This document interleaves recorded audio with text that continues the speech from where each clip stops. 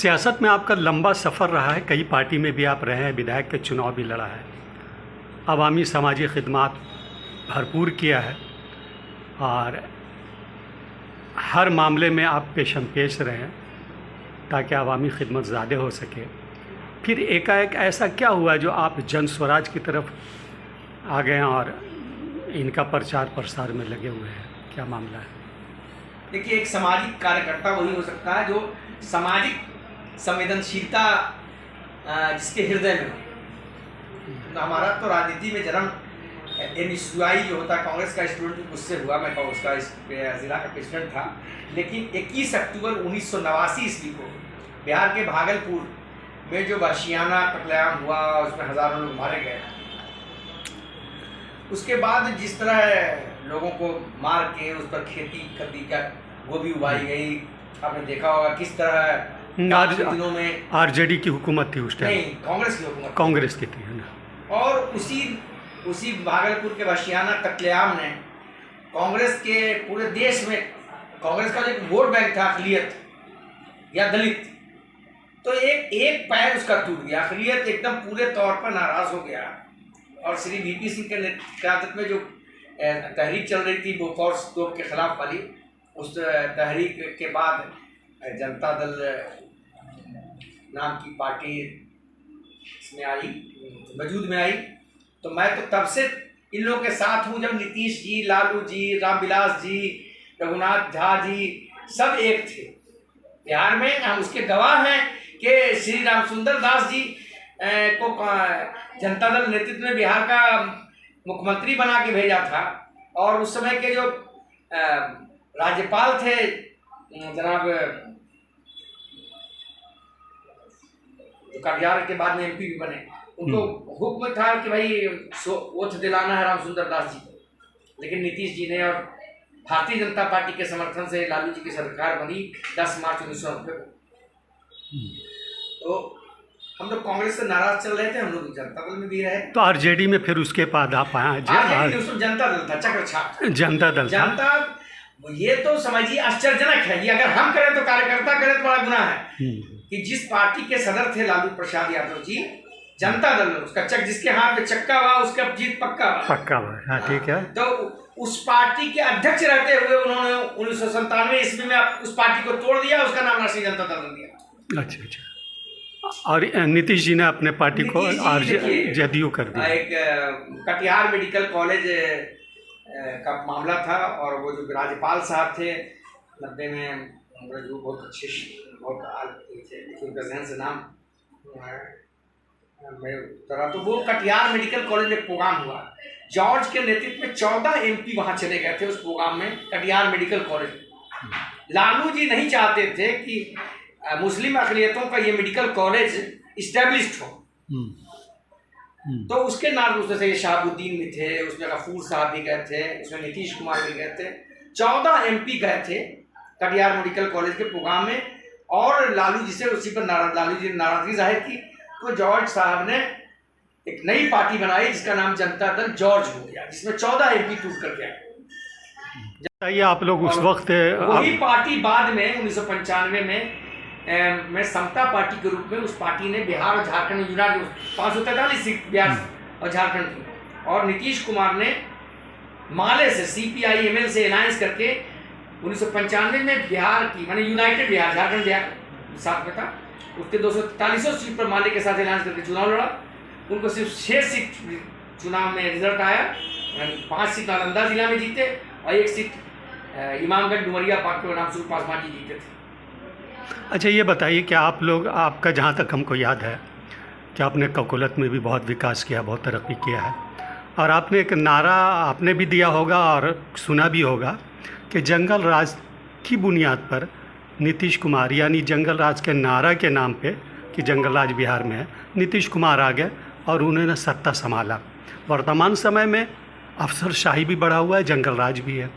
इस पर आप लोग क्यों नहीं कह रहे हैं? देखिए, ये नारा भी जो आप सुनते हैं ना जी, जब नीतीश कुमार जी रेल मंत्री के रूप में राजगीर तिलैया लाइन का शिलान्यास करने आए थे, Rajgir Tilaiya railway line 47 kilometre लंबी, रेल लाइन हसुआ के रेलवे स्टेशन का नाम तिलैया है।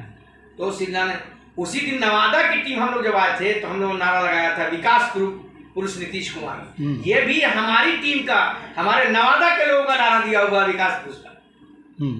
तो हुआ देखिए, इसमें कहीं कोई शक नहीं। अभी जो जंगल राज है, लालू जी बड़े नेता थे, उन्होंने बिहार में जो फ्रस्ट्रेशन की स्थिति थी भागलपुर के बाद खास के अकलियतों में, उससे उबारने का काम किया। जबान दी वैसे लोगों को जो मजलूम थे, जिनके मुंह में जबान नहीं थी, बोली नहीं थी उनकी मुंह में, तो ऐसा नहीं है, उनको बहुत कुछ किया। लेकिन उनके लोगों ने जो सत्ता के से बहुत दूर थे, वो एक बार जब आए तो कहीं गया में कोई बाबू यादव, नवादा में कोई बाबू यादव, बांका में कोई, दरभंगा में कोई, तो इन सारे लोगों ने इस तरह बिहार को लूटा कि जंगल राज निश्चित से हुआ। लेकिन आज तो बिहार में भ्रष्टाचार की गंगोत्री है। बिहार मुख्यमंत्री सचिवालय, जहां डीके टैक्स लेकर पदाधिकारियों की पोस्टिंग की जाती है और वो पदाधिकारी दोनों हाथ से लूटते हैं। ब्लॉक और मैंने तो आज प्रेस पटना में आरसीपी सिन्हा साहब के प्रेस कॉन्फ्रेंस के बाद के साथियों ने हमसे पूछा, हमने कहा भ्रष्टाचार की स्थिति क्या है। मैं माननीय मुख्यमंत्री जी से कहना चाहिए कि वो अपने प्रखंड, हरनौत प्रखंड में जाके समीक्षा करने की क्या स्थिति है कि कितना आवेदन दिया गया मैं दाखिल खारिज का, कितना परिमार्जन का, और उसमें कितना दिनों से लंबित है, और उसका जांच करने मुख्यमंत्री चाहेगा तो एक चीज की बात की पता चल जाएगा। तो खाली अपने गृह प्रखंड का जांच कर ले पूरे। देखिए, चावल आप खरीदने जाते हैं तो थोड़ा पूरा बोरा करते हैं, उसका तो बानगी देखते हैं, आप बानगी देख लीजिए कि क्या पोजीशन है। तो बिहार को एकदम जी भर के पदाधिकारी लूट रहे हैं, बगैर पैसा दिए किसी बीडीओ, एसडीओ की, सीओ की, डीएसपी की पोस्टिंग नहीं होती है, और बोलो जैसे चाह रहा है जी भर के बिहार को। अब बिहार की जनता ऊब चुकी है। लोहिया ने कहा है कि जिंदा कौमें एक हफ्ता से ज्यादा इंतजार नहीं करती है। 35 साल हो गए नीतीश और लालू के शासन के, यही नहीं 5 साल कांग्रेस का वो शासन, जब वो 1985 में श्री स्वर्गीय विंदेश्वरी दुबे बिहार के मुख्यमंत्री बने और दलित समाज के लोगों को अरवल में नरसंहार किया गया और दलित समाज के सैकड़ों लोगों को मार करके और जा करके तिलैया डैम में फेंक दिया गया। तो उसके बाद सत्येंद्र बाबू के टाइम में भागलपुर का कत्लेआम हुआ। तो वो पिछला 5 साल भी जंगल राज था। तो मैं मानता हूं कि ये 5 साल वो कांग्रेस वाला, 15 साल लालू राबड़ी का और 20 साल नीतीश कुमार और भारतीय जनता पार्टी वाला, ये सारा जंग 40 साल से बिहार रसातल में है और बदलाव के लिए छटपटा रहा है। हमको याद है इससे कबल जो चुनाव इंतखाब हो रहा था, उसमें आपके जन स्वराज के जो करता धरता जो भी है प्रशांत किशोर, नीतीश कुमार के साथ थे।